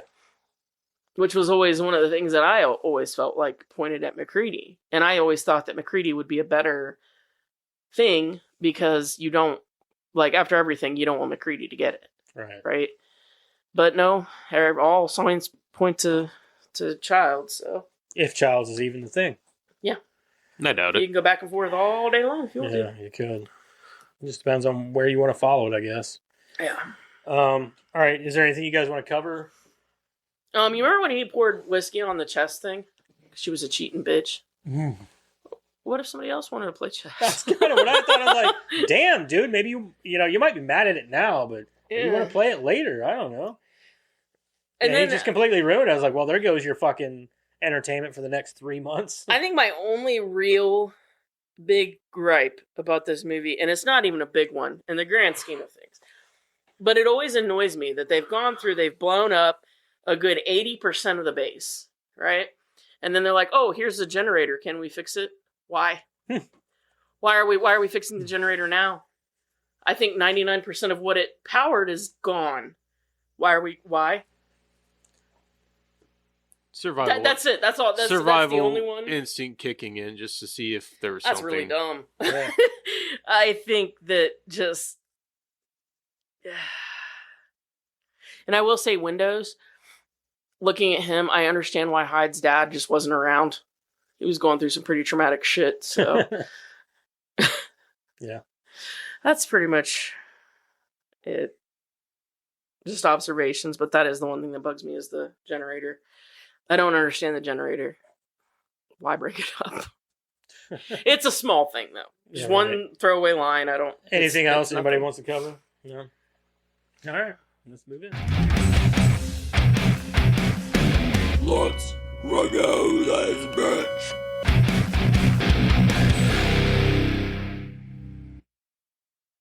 All right. We're going to review The Thing now. Here we go. Jeremiah, what'd you think, man? Or wait, do you want to... We don't have to start with Karen. We've all seen this movie. It don't matter. We started with Eric because none of us had seen it, and it was Right. his pick, so... Yeah, go ahead. You can go ahead. I'll start out. I'd probably give it a solid 8. The body horror is fantastic. The score is fantastic. It's not really much Yeah, there's to no complain. I mean, it's a I'd solid say it's movie. probably almost damn near, perfect. I mean, nothing's ever going to be perfect, but yeah, I'd say an 8. Yeah. Okay. Okay. Solid. I think for me, I saw this movie. God damn. I don't know when the first time was I saw this movie. I was a kid. And ever since the first time I watched it, it terrified the fuck out of me. Mostly because you're like, who could it be? What could it be? Terrified, and then you're going, again! Yeah, that's what I loved about it. I Yeah. mean, that's why I hated, or why I was so afraid of werewolf movies, but I loved watching them because they Mhm. scared the shit out of me. Mhm. Like what? That's the whole point of watching a horror movie is to be scared. And I love this movie. It's like you said, man. It's a damn near perfect horror movie. There's not a lot of buffing. There's not a lot of like padding around the edges. There's no love story. There's no bullshit. It's straight to It horror. misses that too. From the first one had ladies in the cast, Yeah. which is part of the book. The book has ladies and Yeah. stuff too, and there was even like a love interest for like the main character in that one and stuff too. But I like the fact that they just because who gives a shit about love if you're about to die? Like I don't And care. they you got know? a little bit of that in the prequel too. Like I Yeah, wouldn't call it a love interest, but there's a woman in it, and She cares there's some about- of that there. I guess some tension there between her and a male lead, and I'm like, all right, that's fine. They don't show like there's not a lot of romantic interest, but you're like there could be, Okay. and I didn't like that so much. Like that's why I love this one because I'm like, there is no women at all in this entire fucking movie. It's all men. The voice. Oh yeah, his chess player lady. She Oh was a yeah, and I guess cheating maybe the bitch. dog could have been a girl. But, Which fun fact that was Andrea Yeah, Adrian Barbeau. oh really? Adrian Yeah. Barbeau. Yeah. I think she was uncredited. When She was uncredited, but her and John Carpenter were married at the time, so it doesn't surprise me either. But the movie itself, the practical effects, oh my god, man! Like I said, I hold this to a high standard. This movie, Oh yeah. when it comes to the practical effects, are fucking amazing. Mhm. That whole scene with the hands and the defibrillator, Mm-hmm. that scene, I was watching it, and Cody and Crystal were watching it with me. I was like, this part's awesome. Yeah, you're kind of like listening. I looked like, at them what's because gonna they've happen? seen the movie before, but they might Oh, not have okay. remembered. Yeah. I was like, this part's awesome. God, how can you And forget Cody that looks at me scene? and she's like, and then looks at the TV, and then his arm's going. She's like, I was like, exactly. Don't. This is masterpiece right here. Yeah, it's fucking great. So like, I have nothing bad to say about this movie. The deaths are great. There aren't really a lot of jump scares, and I'm good with that. Like, there's a few, but there's not a lot of them. Psychological terror. It's all psychological. Like I said, but then there's the practical effects and all that stuff. Everything about this movie makes me happy. It just makes me happy. I love this movie. I always have. It'll always be one of my all-time like favorite horror movies, like without a doubt. Like I think it's easily in my top 5, if not my top 3. And I love this movie, and I will always love this movie. And it's easily a 9.5 for me. So it's not a 10. Can't be a 10, but it's a fucking 9.5. It's funny because I have it as a 9.5 too. Yeah. Since I can power this thing, I just put my shit in ahead of time. But essentially, because I don't have a lot of bad things to say, just like, okay, the one thing I have to say about the generator, you could chalk that up to bad editing. You could chalk that up to bad writing. You could chalk that up. There's a million different things that could have gone wrong there. But in the end, it's one throwaway line. Yeah. It has nothing to do or no bearing on the rest of it. It's not a plot hole. It's not, any of that stuff. The only plot holes you could really throw out there is the ambiguous ending, but I think they're on purpose. They're supposed to make you think. And I think that that's one of the things I love about this movie. It adds to that rewatchability factor because every time you watch it, you're looking. Yeah. You're trying I to was find. definitely. Yeah, you're trying to find. Okay, how do I know? How do I know? And there are subtle hints that if you pay attention, you could tell Palmer was the thing. When they're testing the blood, right? There are certain things that happen with Palmer that you're kind of like, oh yeah, it's definitely you, isn't it, buddy? But you wouldn't catch it on the first watch. I love that This freak out happens- on the couch though. Man. Yeah, They're yeah. freaking out and shit. 'Cause And- he's like turning into the. Yeah, well, I mean, I would too. I'd be like, get me the fuck out of here. But like, that's what I'm saying is that it's very well done because even if you are a seasoned watcher, you've seen it a million times, you can still watch it and still be like, zoning in on everything because you want to know, Yeah. like you want to be the guy that breaks the code or something. And this is you know? also a heavily detailed movie. For sure. Like, it's not Mhm. just like You're not gonna they catch threw them some all. sets together. Yep. No, this is a detailed movie. Yeah. And this place looks lived in. Yeah, you're not going to catch the all of the details the first time. The rewatchability factor is there, and that's hard to do, especially with a movie this old. Yeah. And then You got to think it's a movie that even to this day, after 40 years, Yeah. 42, 43 years, people are still talking about it Yeah. and still referring to it and still wondering As the standard. was Childs Yeah. the thing? Like, Yeah. was he the thing? you can argue about it all day, Yeah. right? My thing too, practical effects, like you said, people use it as a judgment. Seriously, and we can talk about Savini all day long, and don't get me wrong, he's a legend. Oh, yeah. But when you come into contact with the thing, there's something about those practical effects that everybody else kind of looks at those and goes, "Am I as good?" Yeah. Um, They hold this guy they hold them effects to a standard. For sure. And then finally, I think my favorite thing is that microcosmic or microscopic, whatever you want to call it, look at this very small group of men and looking at it as, if you were to apply it to the world, the United States, whatever, you can apply those same things. It's a very realistic look at what would happen if this were to happen. What kind of things would you see in humanity? And you see it on this very small scale, but when you apply it to a large scale, it's just as realistic. It's perfectly done. It's well done. The suspicions, nobody trusts each other, and you have to think about when you're in a place that isolated, the number one thing you have is trust. You have to trust the fellows that are there. That's why there's these extensive backgrounds. That's why there's, so to lose that one thing that tethers you to the real world must be just devastating. And I can't imagine. But they do a great job at conveying it. So that's why I gave it a 9.5. I do not have enough qualms. I don't really have any qualms, but it can't be a 10. So it's a 9.5. Yeah, there's not much to this movie that I can really say that's bad. I can't think of one thing that actually turned me away from this movie or made me even think for a second like, oh, that's, But I really like this movie. It's got, the horror aspect. It's got the practical effects are amazing in this movie. The gore, the acting is phenomenal in my opinion. I'm at a 9 with this movie. It's a 9, isn't it? Yeah, it's just a straight 9. Straight 9. I called it. All right. Well, that's it. I guess we're gonna go ahead and do our recasting. Am I going first? If you want, yeah. All right. For recast, we could just go the opposite direction since we do this way all the time. Give me I a don't second. care. That's fine. Yeah. I don't know. Change it up a little. All right, so for Kurt Russell's character, I'm going to go with Ryan Reynolds because he's really good at pulling off the horror aspect too. It's not just comedy; I he agree. can really pull off horror. Yeah. Child's character, I'm going to go with Samuel L. Jackson. Dr. Blair, I'm going to go with Charles Durning. Who's that? Dog Day Afternoon, World War II. I'm trying to think what else he played in. Give me a second here.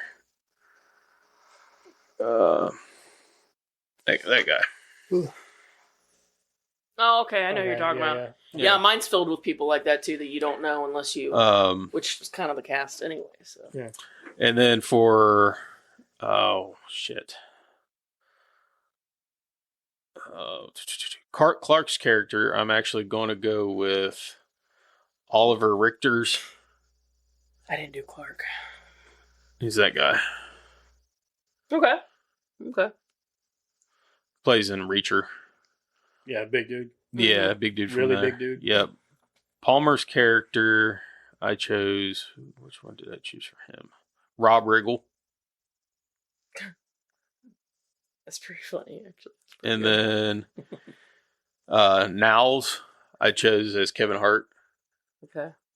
Who? Oh, Okay. He's just, he could be the comedy relief in a little bit in this. yeah. And then for Donald Moffat or Gary, I chose Liam Neeson. Okay, yeah. Okay. That's about where Windows I chose as Will Wheaton, That's a good one. and that's where I stopped. Okay. That's a deep pool right there. For me, there was no one else that could be R.J. McCready but Wyatt Russell. No one else. I knew someone was going to pull that one out. Yeah. Fuck yeah! You know I'm gonna pull that one. Dr. Blair is Bryan Cranston. Childs is Idris Elba. Gary, David Harbour. Thought he would be kind of good at, being like that leader, but give you that sort of tension and authority.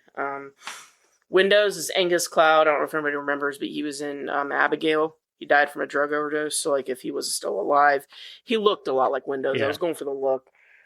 Knowles is Donald Glover. Again, I just feel like he could bring. He can be serious, Yeah. and he can bring an energy to the role. I think would be good. Palmer is Boyd Holbrook. Anybody remembers that guy? Kind of. The Predator is what I know him from. But he kind of has that sort of like stoner mechanic vibe, I feel. So he was my pick. Bennings is Corey Stahl. I know him from House of Cards. Strain. The Strain, yes, he's in that as well. Fuchs is Joseph Quinn. I think that he would be a good pick for that. Norris, the guy with has the heart problem thing. Ethan Hawke, weird pick, but I think he could pull the energy.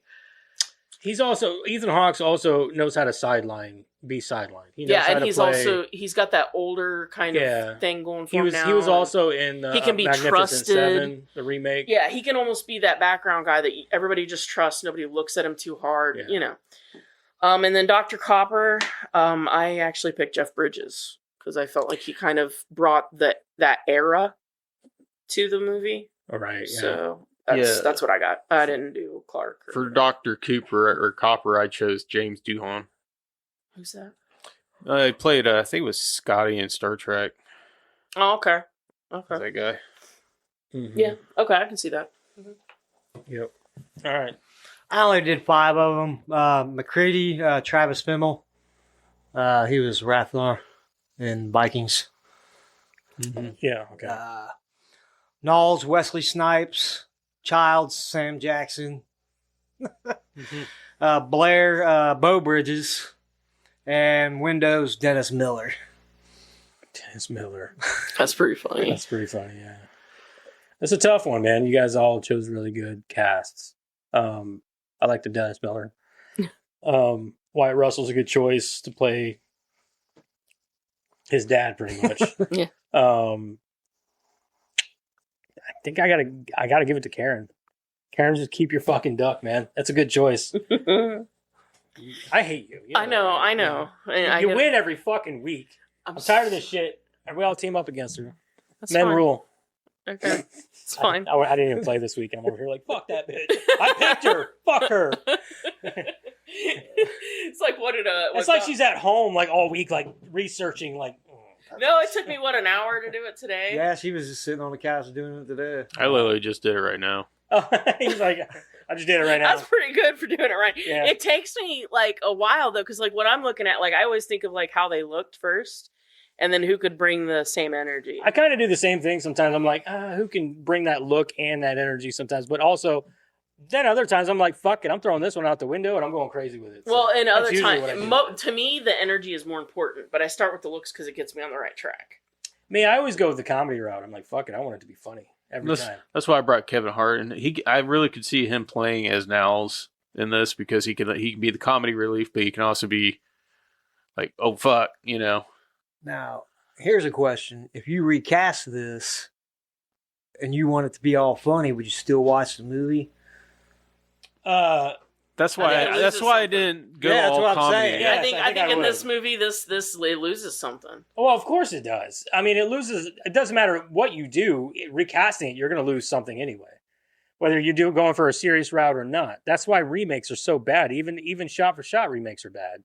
No, Well- I disagree. There's some that are good. Okay, like this isn't a shot for shot, but Dawn of the Dead.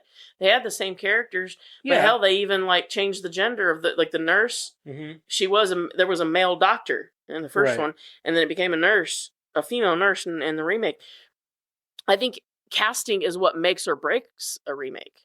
I really do. I think that if you cast the right people in a remake, keeping the same tones, keeping the same ideas, keeping the same, that is where you make or break it. It doesn't matter if it's shot for shot. I mean, That's what I'm saying, though. you got Like, Vince Vaughn. Like, I'm sorry, I don't give a shit what anybody says. He killed it in Psycho. The thing that killed it as a movie was being shot for shot. Right, but what I'm saying though is if you replaced Kurt Russell with, like, say, David Harbour, would it be the same? Correct. That's what I'm saying. The recast or the casting of it is what makes or breaks it. That's what and I was especially saying. that's what I'm saying is that, like, okay, so if you bring David Harbour into it, is he the right cast? I don't know. I haven't seen him do it, but it doesn't have the same effect because we know it only with Kurt Russell. correct. But that doesn't necessarily mean anything. There's remakes out there that have been. You're saying that it could still be just as good. I'm not maybe saying better. that it works for this movie. It could work. It's always gonna fail when a But what you're movie saying, is though, is this that it could beloved. work. It could work. Yeah. Yeah. Okay. When a movie is this beloved, you're never gonna make everybody happy. Right. No way. You're Right. gonna have some people that are gonna be like, that was a good choice, and you're gonna have some people that go, no, that was a bad choice. What makes it a good remake is when universally everybody's going, hey, that was good, right? Right. Like Dawn of the Dead had enough aging and enough people that weren't into it. The problem is that now everybody's into that old film because there's nothing good coming out. People are going back to the original stuff, watching it and going, no, don't remake this. Yeah. You know, and Don't those touch things, it. everything becomes near and dear. Yeah. Just So- don't touch it. Don't do it. Yeah, just don't do There's it. no So, like, sense. how about if you're gonna remake stuff, go back and find shit that nobody knows or cares about, or I don't know, it's weird, but come up with your own shit. Yeah. Write your own fucking story. But yeah, I think casting makes or breaks a movie, regardless of whether or not it's a remake. Regardless, you know, if you don't put the right person in the role, it's Yeah, it's I mean, always gonna any fail. movie with a good concept can be done good Maybe or I should bad. be a casting director. I think I'd be good at it. Well, I'm saying like you got great movie ideas out there with, you know, poor directors, poor production. I think poor Solar actors. Babies need to be remade. Huh? I said I think Solar Babies. I don't need know to be how you remade. don't make that with that being just Really cheesy. ridiculous and cheesy. That's what I'm saying. It needs to be a huge comedy. Yeah, I guess if we made it into a comedy, it wouldn't be bad. And some of the movies like that, like you're The like, one where they wear rollerblades. Yeah, You're yeah. trying to save the Jason water. Is Jason Patrick Yeah, and yeah, yeah. Jamie You Gertz. watched it. I did not make you watch it. I told you about it. You should you watch watch it on your own. I told you I about think it. you can watch it on YouTube for free. I'd watch it. I used to have like I could have swore me and you. I used to like this is what I used to do when I was a kid, right? So I had this hamper that looked a lot like a trunk, and I had this blue and white ball that I would put in the trunk and pretend that was the ball from the movie. I was a little kid. I could have swore me and you watched it. I don't think so. It literally, You and But I'd April- watch it. literally makes When it you and rain in a April were fucking room. roommates. Huh? It literally makes it rain in a room. Yeah, yeah. I am hot. Oh, geez, no, that's not what I was talking. Can we stop? My mom's really gonna get pissed. All right. Sweet ass trivia with Karen. Check it out. Trevor. That's me. I think I've seen it because I'm pretty sure she introduced It's me to it. one of the movies that, like, if you've seen it, it's like in the back of your mind, All but the you time, don't like- think about it all. You know what I mean? I have movies like that. I have movies that, like, when I was a kid, and Solar Babies is one of them, where it was like, man, if I'd have seen that now, I'd have been like, fucking, what is this? That's how I But, feel like- about like Three Ninjas. But And now shit I like watch that, it- You're like, oh fuck. Well, But no, I watch it now with Solar Babies fondness. is nothing compared to Three Ninjas. No. So it's not. No. It's not. Like, one corporation or one group of people. It's like, kind of like what Tank Girl took a little bit from that, from like the water control. yeah, the water or is maybe control. maybe kind of like Double Dragon. Oh, it's got that Maybe fucking that's a weird, better uh, representation. Yeah. Yeah. Lucas. I think Haas. Double Dragon was. Yeah, it's got Lucas Yeah. Haas. It's got a lot of star power Charles in Oh, it. yeah. Herring. Yeah, it's got a lot of star power in it. It really does. Did you guys see the Street Fighter casting? Oh yeah.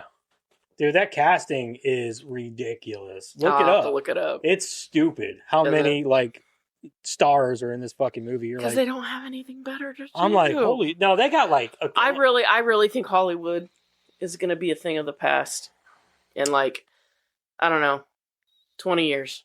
I think it is too. I think it's gonna die eventually. You've got all these smaller studios that are doing way better. either because that they're or it's coming gonna with- find a way to conform to what's going on. Well, I think if anything, Hollywood is going to become not the standard anymore. Hollywood might be like this struggling That's an odd choice. thing, right? But I think that you're going to see these larger studios coming well, out. the problem with Hollywood is it's alienating itself. Yeah, Like, absolutely it is. It's It definitely absolutely doing is. it to itself. And I don't understand it, man. Yeah. Like, just look around.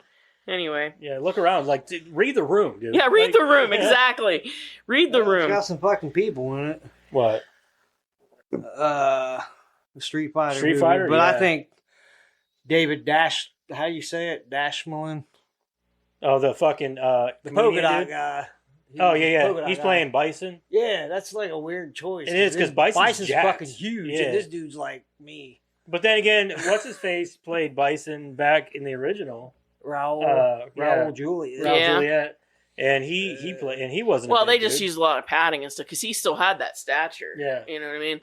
But like, yeah, I think you could but there you go with like reimagining and stuff because like Lex Luthor when they had Nicholas Hoult playing Lex Luthor, that was perfect. It was I great. thought Nicholas Hoult was great. Yeah, that's what I'm saying. Oh, Like yeah. he's great, but he's not. You know, Some like, people were like, "I don't know, man. I don't really care for him." as No, much." And I'm I like, thought he it is was a perfect. Fucking excellent choice. yeah, That is because the best if you one. look at Lex Luthor, he's just this very well spoken businessman. Did you know originally Nicholas Hoult went in to read for Superman? Did he He really? wanted to play Superman, and then they called him and offered him Lex Luthor. Lex Luthor. I think he's perfect for it. Well, I And I was mean- like, why wouldn't you want to be? Lex Well, I mean, if Luthor? you Yeah, I don't think get he'd be the that's perfect superhero for you. aspect, yeah, you might as well be the bad guy. yeah, might as well be the villain. That's how I am. Like, I love yeah. Nicholas Hoult though. I will watch probably anything with that guy in it. Like, fuck you, I you did took not my care part. for Nosferatu, but I didn't watch it yet. So. and good luck. John Carpenter has stated that of all of his films, this is his personal favorite. He also takes all of his failed movies pretty hard, but the film's initial negative reception disappointed him the most. Not only was it a box office bomb, but critics panned its gory effects, tone, and characters. Vincent Canby, whoever the fuck that is, called it too phony looking to be disgusting. It qualifies only as instant junk. David Kerr wrote that it was hard to tell who was being attacked and hard to care. Likewise, Roger Ebert was disappointed by the superficial characterizations and the implausible behavior, and Who's that dismissed guy? Not disappointed with something. Oh, I know. and dismissed the film as nothing more than an Alien knockoff. I'm glad that we've moved away from Critics being the standard. like no, not even just critics, but like critics like Roger Ebert and fucking Siskel Ebert. Siskel and Ebert. Like I'm glad we moved away from like three fucking like actual critics, and we moved into a society where I know that like critics still suck, but like we have hundreds of critics now that get on and they're like certified critics. At least this way you're getting more of a rounded Well, I idea. think what's funny is that like Rotten Tomatoes, even Yeah. the users. I mean, Yeah, but then you get the I user will, reviews. but I will Yeah. go from user reviews more often than I Yeah, will critics same here. because critics are being paid. Yeah, right? for sure. So like to me, critics are right up there with like I don't know, weathermen. Yeah. Like you can, I mean, I know that weathermen are being paid regardless, but they're right about the same percentage of time. Yeah. The only difference is that weathermen are going off of equipment that's telling them one thing, whereas critics are just going, stupid. Yeah, I mean, didn't you know, like it. like And I like the reason why I hate that is because critics are like, if it's not like a biography or a fucking some drama or something Yeah. like that, they automatically hate it. and pan it. horror movies have been critically panned for Oh yeah. generations. They've ignored this and this. if it's complete- not if it's not what do they call that, elevated horror? yeah, Yeah. and elevated horror can suck my dick. Honestly, like 90% of the time it sucks.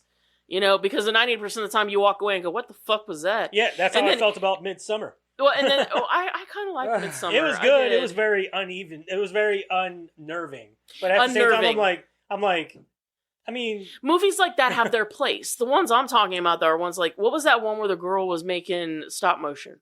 stop motion. Was it called Yeah. stop? I fucking hated that. I Like didn't when watch it when it because- was over, I was like. yeah. And then if you ask people, they're like, "Yeah, they ain't got it." It's shut the Don't fuck say up. that. Never say that about a movie. I mean, If I don't understand it, there's something wrong with the movie. Not It's me. it's not.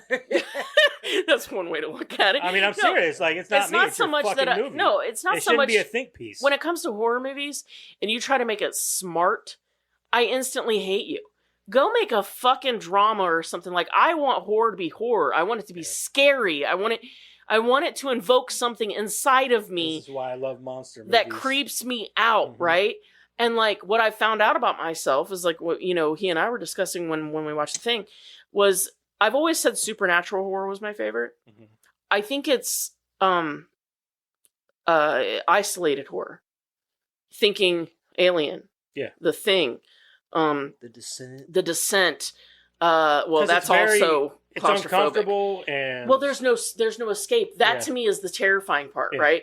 Because like in horror, in paranormal, I used how to can think this that like end other than badly? yeah, I used to think that like in paranormal it was the ultimate because like how do you fight a ghost? But there's always somebody you can call, right?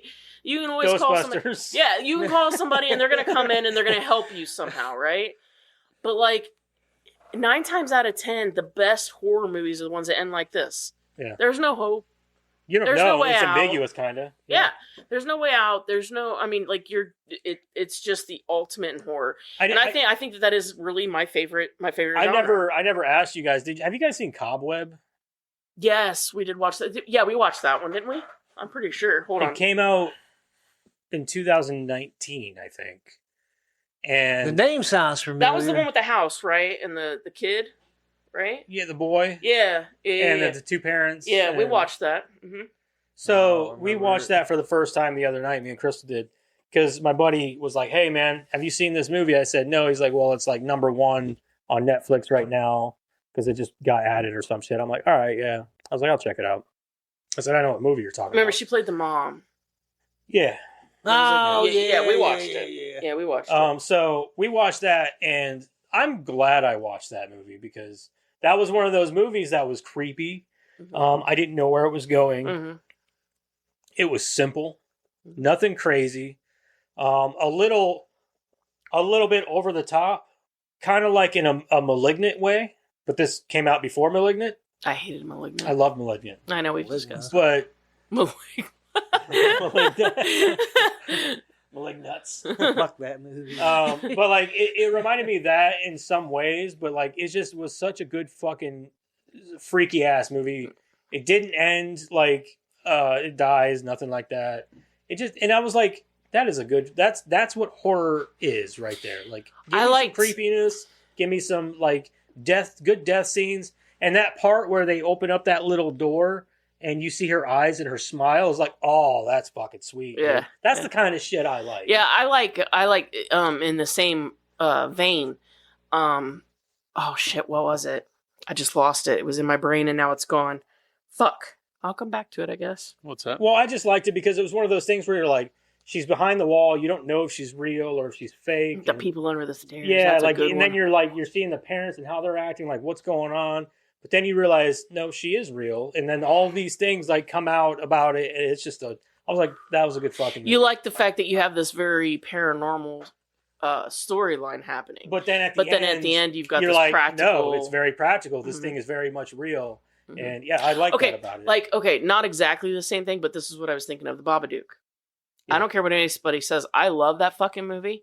I know that it's one of those like Crystal like, fucking hates that movie. I love but it's that. because it scares the shit out of her. It's a good movie. It's good. Like my only And I gripe love the is that fact- annoying ass fucking kid. Well, yeah, everybody hates Oh, it, but yeah. that's on purpose. I realize that, but I don't want to listen to it. But I That's love why where I was with the movie. I'm like, this kid is so terrible that I don't even want to watch this movie again. But I kind of love the ending where it made it sort of practical in a way that it was, not exactly, but it was more like a play on a very deep grief that Right. you were not processing, Yeah. essentially because the mom just never had time to process it.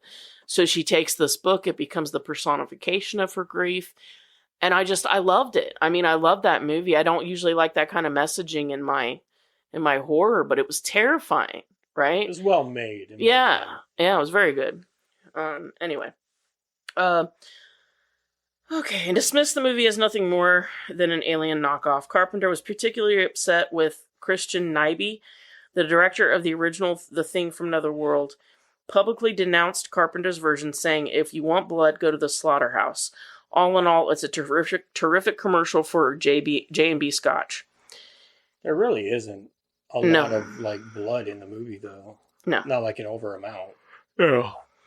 I think the problem is you can't really listen to the other directors of the other movies. And I'm not saying because you shouldn't respect them, but there's always going to be an amount of personality. Yeah. They have They're- their you own know, different views on Yeah, it. they're gonna look at their creation. That's part of them as a creative type. That's what you put yourself into your creations.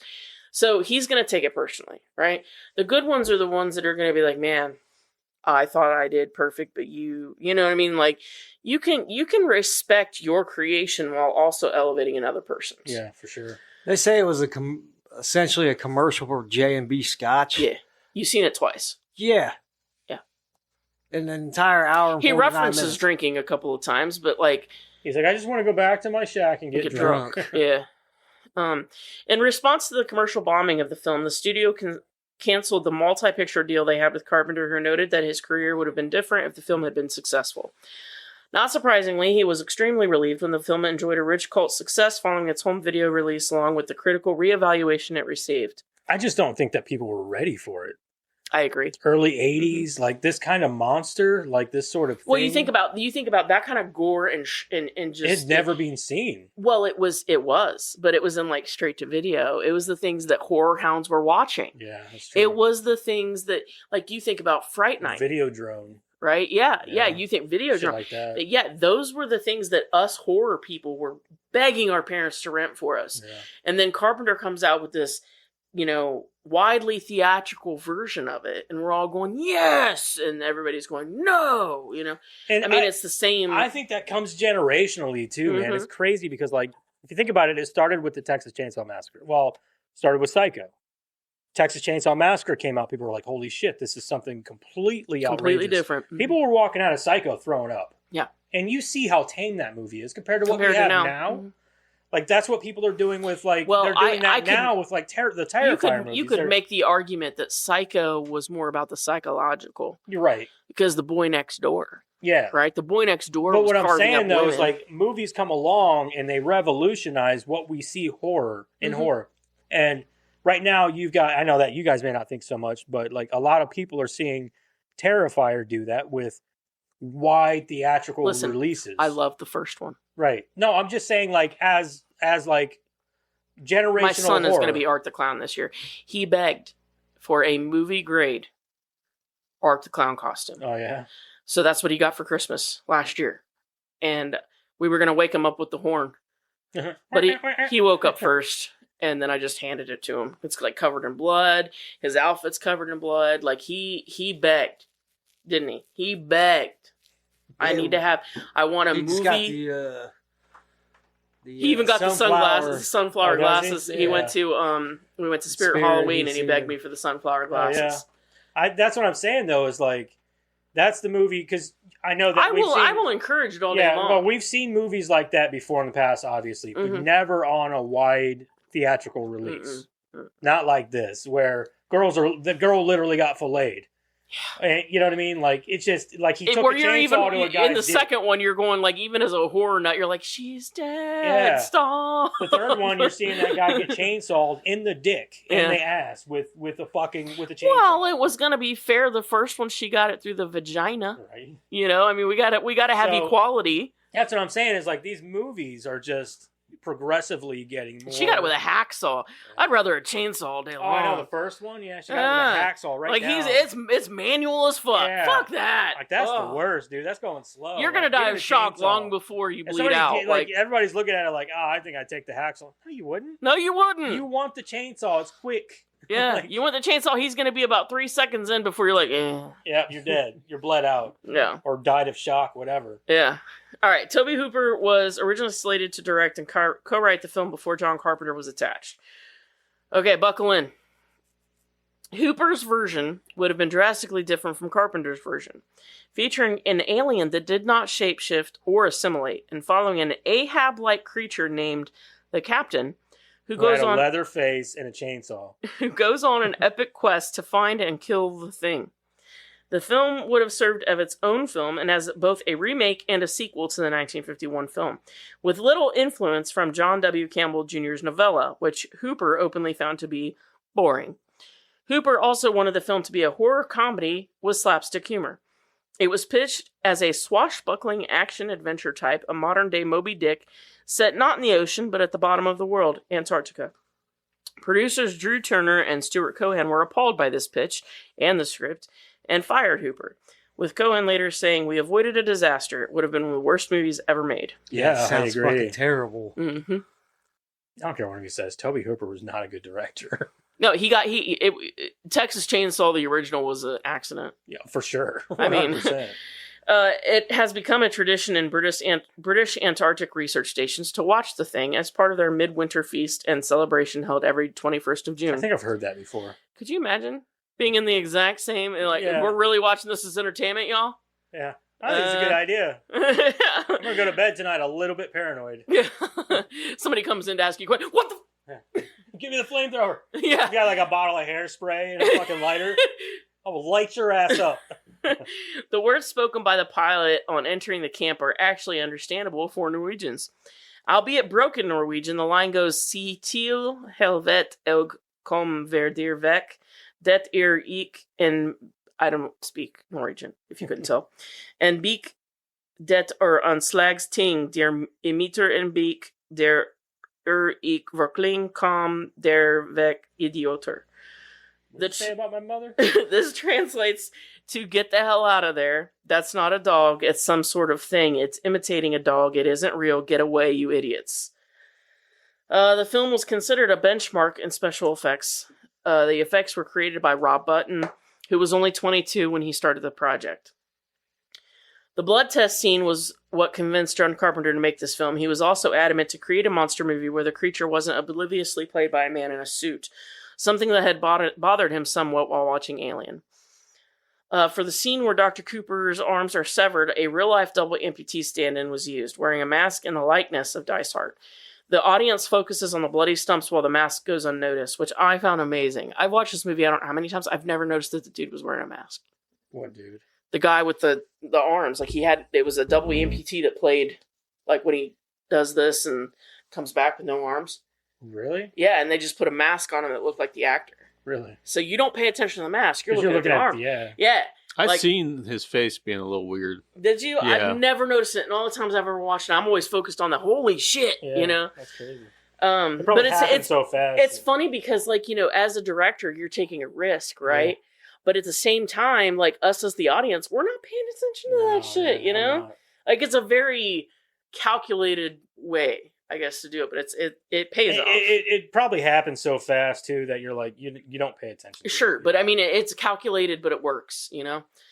Kurt Russell is always fascinated with directors who are able to make a group of people standing around a table and talking interesting to the audience. Cut to years later with Russell working with Quentin Tarantino for Death Proof and The Hateful Eight. Yeah. The casting of MacReady proved to be difficult. Many A-list actors met with Universal and read for the role of MacReady, but nearly everyone turned it down.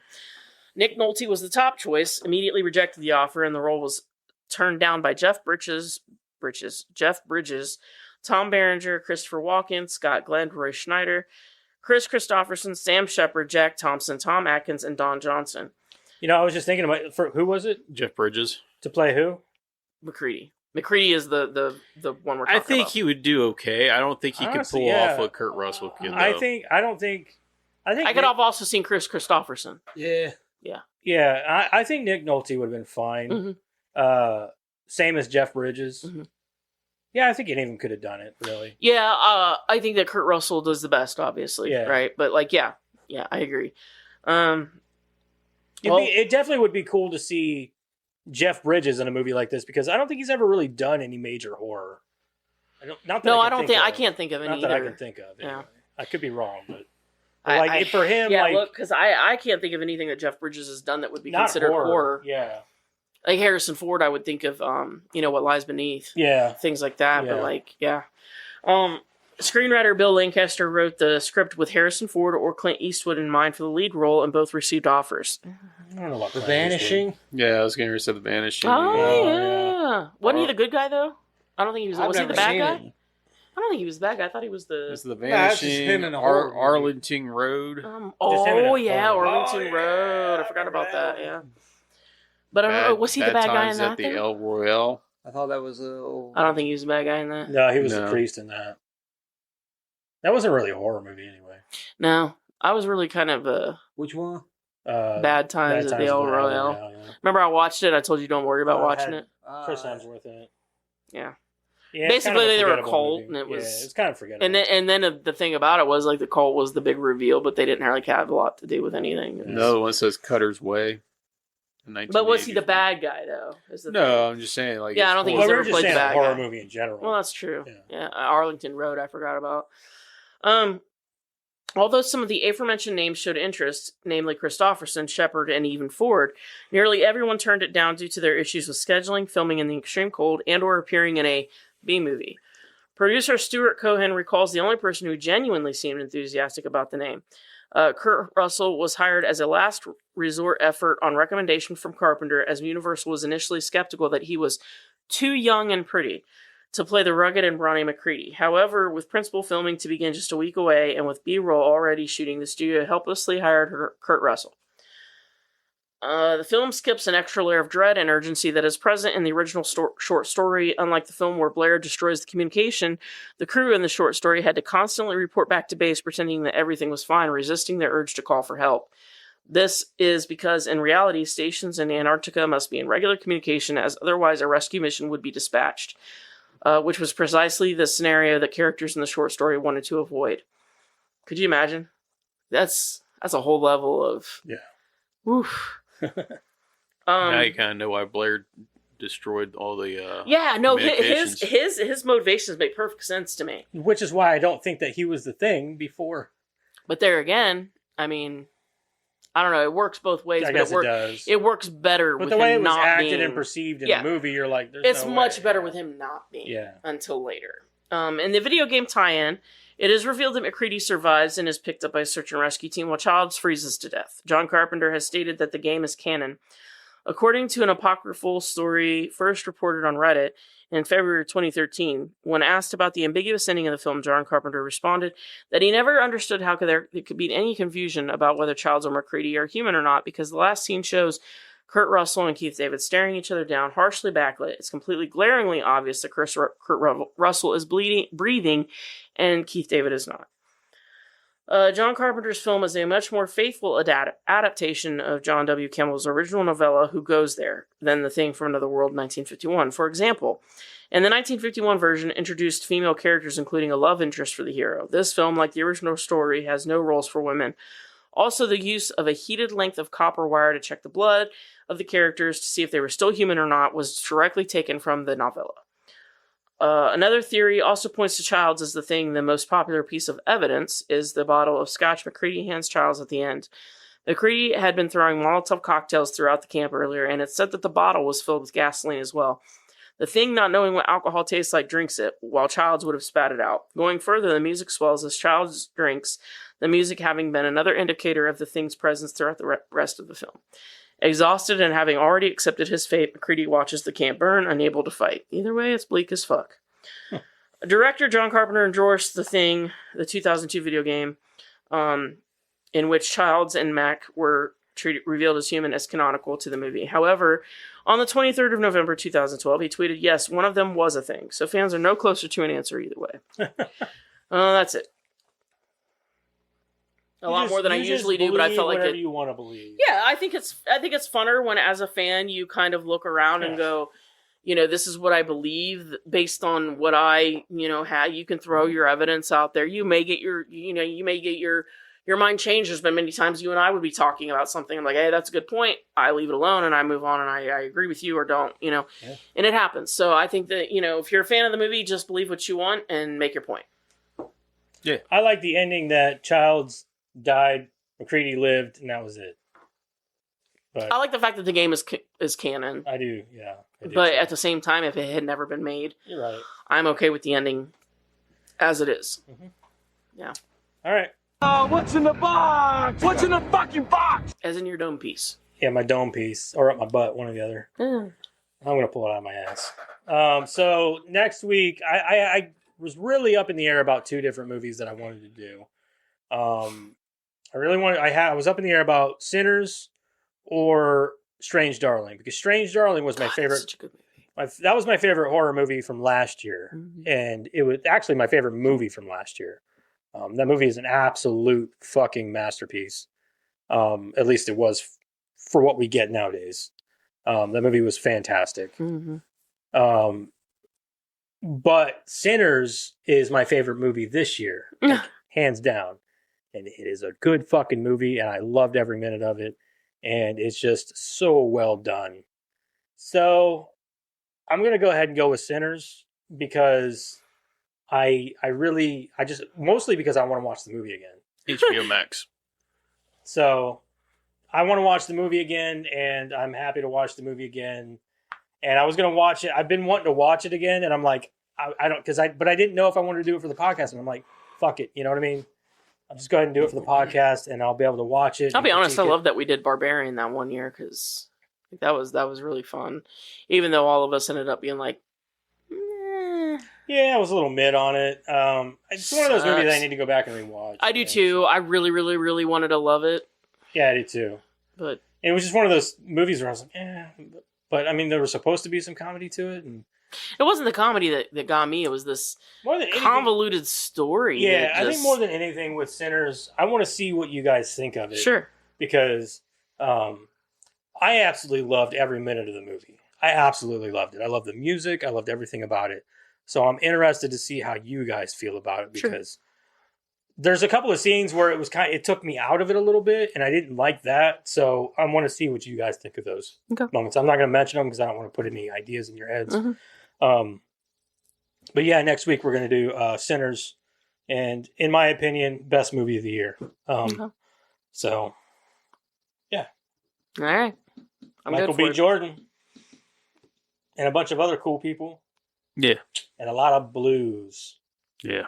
I like blues. Blues. And not just blues, but also Southern, I would say, bluegrass. Ooh, that's my bread and butter. So right there's there. some bluegrass in there too. And man, whenever, so it's not a musical. I wouldn't say that because that'd be weird to call it that.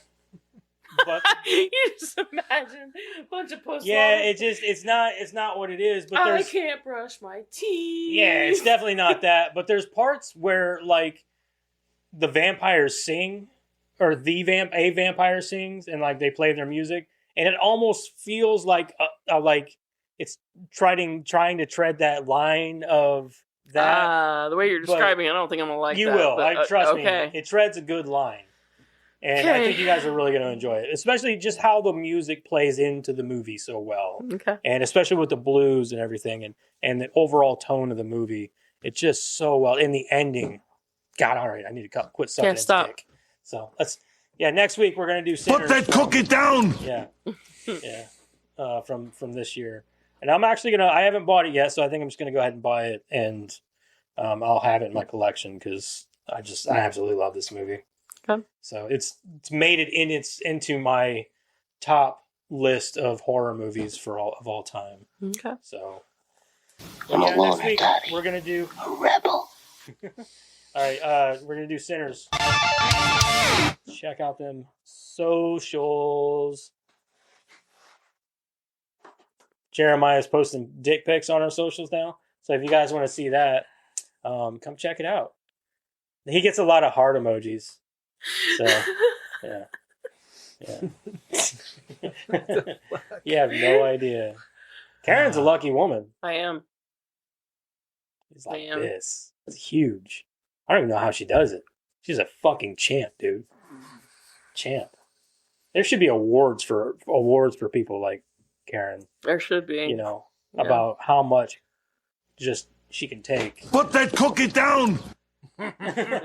Eric's like, I've heard enough. Eric's like, I'm going to puke over enough. here. I don't give a fuck, Keisha! All right, next week we're going to do Sinners. Don't forget about the socials. Get on there. Check out Jeremiah's cock. And